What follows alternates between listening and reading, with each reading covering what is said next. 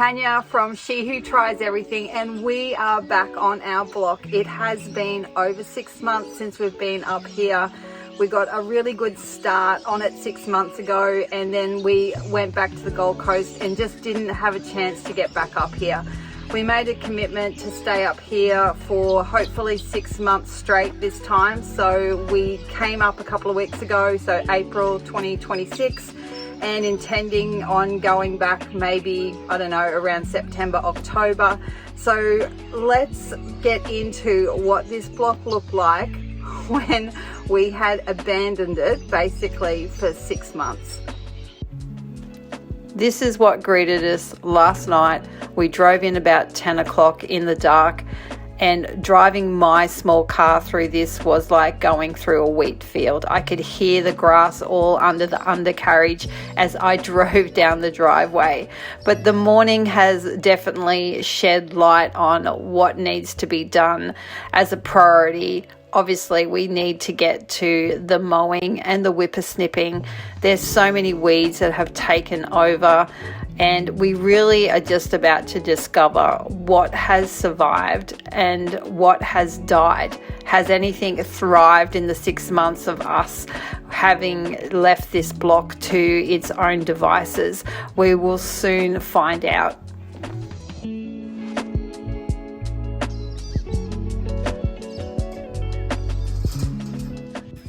Meet Pippa, the West Highland Terrier. She's only about 11 weeks old, but she is going to be living her best life here on the block. So let's fuel up on some caffeine as I take you for a little walk around the block to see what has thrived and what has died. Now, on the agenda, we're going to start with something that was quite sentimental to us, and they were the palm trees, the coconut palm trees I bought Ben for his birthday. Well, look at that. When they don't have enough water and the soil is not its best, they have both died. Just going to check the other one as well, and that's what we were greeted with, which was a bit sad. But we will go buy some more. We found out we actually didn't connect the water. We thought we did, but we didn't, and that's what happens. Let's just say that these ones are thrivers because they weren't even there when we left. So a pawpaw and 2 mulberries. Now the pawpaw would have come from the compost I put into that metal ring, and the mulberries would have been from pruning offcuts from the tree, which is actually just beside it. Now this garden, nothing has really happened in there. It is really for the dragon fruit, that post and rail system that we put in last time, and the passion fruit is doing okay.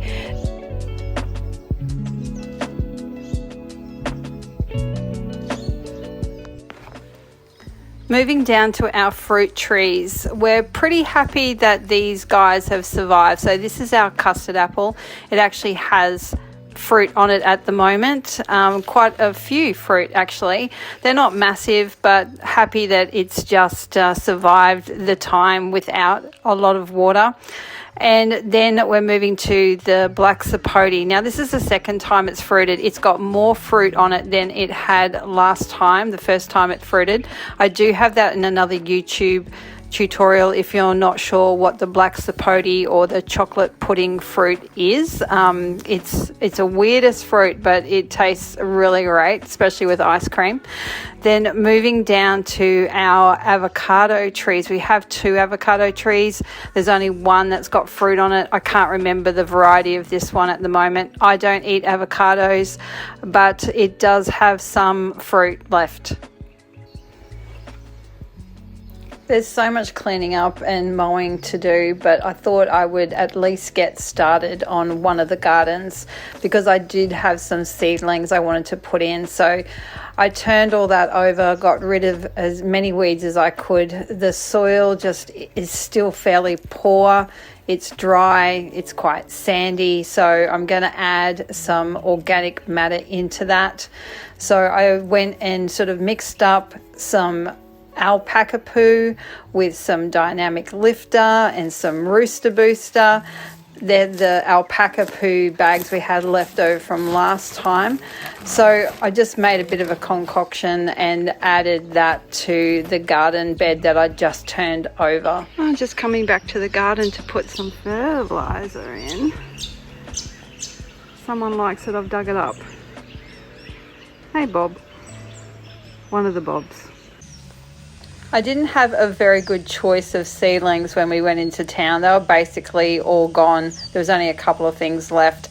Hence why I will be really growing my own from seeds. So I got a capsicum, I got a tomato because we eat them all the time. And I did have some feverfew left over from last time. It was still alive in the potting shed, which I was just like really surprised at. So to top these off after I've planted them, I've just done a mix, and this is something I really like now, a mix of tea tree mulch and sugarcane mulch. I just find the sugarcane mulch as a topper just by itself, I can't get the water to penetrate well enough. The tea tree mulch breaks it up, and actually it looks nicer as well. So we've got those seedlings in. I'll give you an update on how they've gone. So they've got a lot of organic matter in there with them now, so they should be little happy chappies. We try to keep any cardboard that might be packaging. We bought a fair bit of furniture because we've finished renovating the top of the house, which I'll show you at another time. So when we have that packaging, we'll put that around the fruit trees, and then we'll lay either hay or grass over the top of it just to try and keep the moisture in and the weeds away. Ben is still on that mower. That's the old evaporation pit, so it's pretty thick through there. One of the things I'm very determined to do is to be able to grow our own seedlings to get our plants started. We do have access to seedlings about 60-70 kilometres away, but they only get a delivery once per week, and depending on the day that we get in there, sometimes there's absolutely no vegetable or herb seedlings at all. So the best thing for me to do is just keep planting our own seeds and also collecting seeds from things we've grown before, because then we know that that particular plant has, survived here. If you've been watching any of our videos before, you know that our soil here is absolutely, it's hard. It's hard work. We have to put a lot of compost in. Really, we feel like more of our food production is in actual soil production first to get this soil going. So we've got soil that is very clay, and then we've got some real sandy bits and some very rocky bits. There's nothing really fertile about this soil. So a couple of days ago, we went and collected over 120 bags of alpaca poo from a hobby farm that has alpacas, obviously, and there's some pony poo mixed in there as well. And we use that to try and, get the organic matter up in the soil. It's a very cheap way of doing it. Before I take you for a bit more of a walk around the block, I need to get some seeds planted. So we're putting in some snow peas. I'm putting in some beetroot. I've never grown beetroot before, so this will be fun. And I also have to get to the palms that survived the 6 months without much water. I'm going to repot those. So let's continue with the block. So this one is the golden panda. It's the first time this bush has actually flowered, or we've seen it flower. It had a bit of a stunting growth because a tree fell on it. Now this one's the Panama berry. We planted that last time we were up here. It's got some fruit on it. And this one is the native tamarind. That's it, native tamarind. It is fruiting at the moment. There's little Pippa. She's eating the Burdekin plums that have fallen off the tree. Now I have harvested these, and I have learnt to keep them till they go really, really soft, and they go quite red inside. I ate a few before they had actually ripened off, and they were disgusting. Pippa.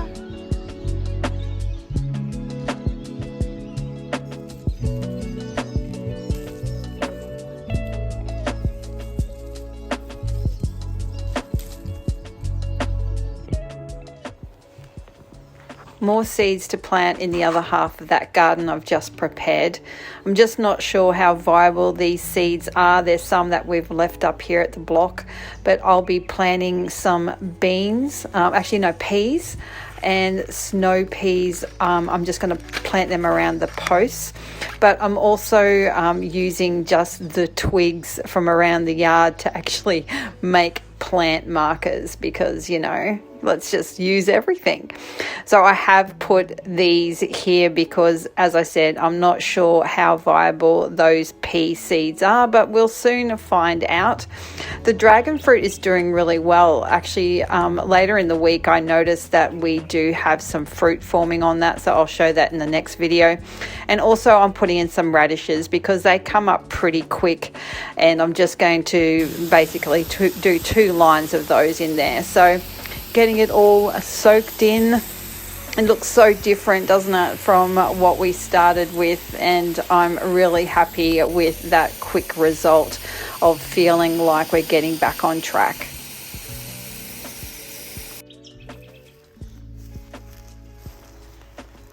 I've also cleaned out what I call the kookaburra garden. Like, you can see that, right? It looks like a kookaburra.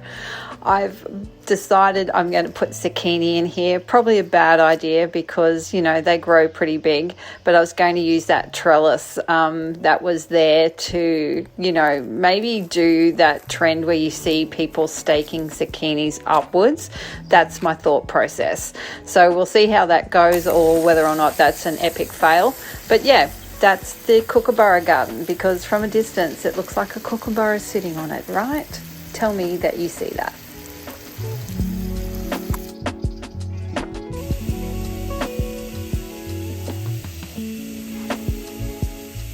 Welcome back to my crate, the potting shed. It's been over 6 months since we've been at the block, as I would have shown you around a little bit of what's been going on. So I'm in here today getting some seeds going and trying to pick the seeds that we're going to eat while we're up here. The biggest thing, like, we've bought a lot of we did a massive haul at Costco before we left the Gold Coast to come up here with all our sort of dried goods, dried fruit, stuff for baking. But where we're really going to fall down and is with fresh produce. I don't really want to be traveling into Gladstone once a week to get stuff. If I can live off some of our sort of greens, I suppose. So I've planted a lot of beans. This morning I've just been planting out some spinach, some Chinese cabbage, and some, I think I've got bok choy, I haven't done that yet, and some lettuce. So just those greens. I've got some capsicums also that I'm getting started. So we'll just see. We're coming into, what is it now? It's the end of April. So it's been pretty hot still up here, and I need to get a wriggle on to get some produce, so we're not relying on going into Gladstone to do some fresh veggies. I haven't really had time yet to clean up the crate since we arrived, so it is a little bit messy, and there's still stuff that didn't survive the 6 months, but we do have some mulberry cuttings that have. And here's my seedlings, so Chinese cabbage, lettuce, baby spinach, this one's spinach as well. I've got some beetroot. I've never grown beetroot before, and I've got some snow peas in there. And we've bought this grapefruit tree when we were in Gladstone last week, so we will need to plant that out.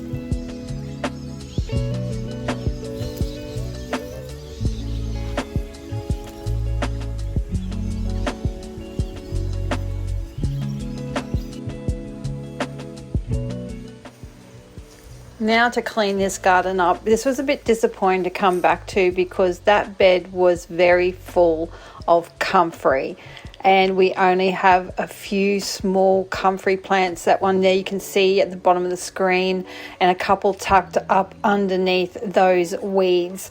So that took me about, I don't know, 4 hours to try and get all the vining off and to just get it cleaned up. So hopefully that comfrey will come back. I'm pretty sure it will, and I'll be planting out some more seedlings in this one over the coming days. So we've got some early action with the snow pea seeds, which is great because I'm preparing a bed for them today with some more alpaca poo and rooster booster and the like. So they'll have a home. So that was only a couple of days to get them going. Another morning and some more growth, the snow peas, and I've never grown beetroot before. The beetroot seeds have sprouted. Very exciting. Nothing else has had any movement, but honestly it's only been a couple of days. Another morning and some more growth. Snow peas are looking good. I've never grown lettuce from seed, so they have just come up overnight. And my beetroot little seedlings are there. Nothing else has shown its head yet, so probably be another week or so, maybe a little bit more, until I plant those ones out. Another seed update. The spinach has decided to poke its head up on there and there. The lettuces, yes, lettuces are doing well. Beetroot is up. Snow peas on their way. Look, crazy. These guys, can you see it? Maybe this one.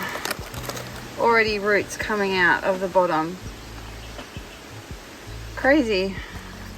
But that's peas, isn't it? Peas and beans seem to get good roots happening.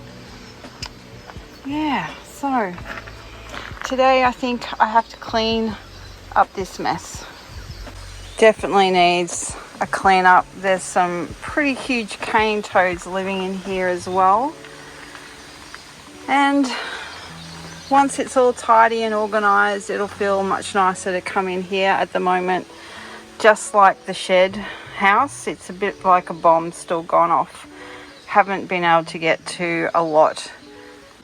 Another morning, I'm about to put our compost scraps into one of the piles of dirt we have, and I think today the snow peas are ready to pot out because, yes, as you can see, the roots are actually starting to come out. So I want to get them into their final spot.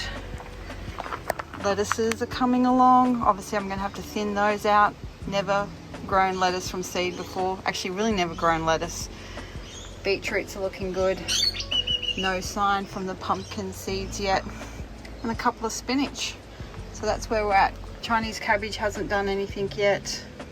And I've got some tulsi self-seeded off of our bush just to see if I could grow some more. Still have to plant the grapefruit. It's exciting. My first zucchini seed has come up. Cool. Zucchini seedling. Let's get these snow peas in the ground so they'll grow up that trellis, and I think we'll have a pretty good harvest from them. Lots of organic matter in this soil now, so they're in there. Hopefully my comfrey comes back in this garden as well, and I've got plenty of room for some of the other seedlings as they mature on. Here's Pippa's little outlook. The last video that I posted on YouTube, we were showing you guys the fencing, the massive fencing project. Well, we have not got that totally finished to have her safely run around. Plus, you just don't know about snakes. So she's in that temporary pen for the moment, trying to stay clean. This is the last seedling update for this episode. So some of my pumpkins have come up, which I'm pretty excited about because they're local to here. My Chinese cabbage is up, the beetroot is looking amazing, and I also have that lettuce which I have to thin out, and the spinach. So they will be planted very, very soon. I've also decided to get some other seedlings going. So I've got some more beans. I've got like a purple long bean, and I've got a green snap pea. And also, because we're building a pumpkin trellis, one of those cattle grate arches, I've got some butternut pumpkin. I know it's not the right season, but because we're in a sort of like a subtropical climate as such, it's pretty warm up here. So I'm looking forward to all these getting a go on. If you guys are liking this sort of content and seeing this real raw Australian hard work gardening, please subscribe, stay tuned, leave me a comment, let me know where you're from. I'd love to be able to interact with you and get to know the audience better, and maybe, let me know if you've got any questions. See ya.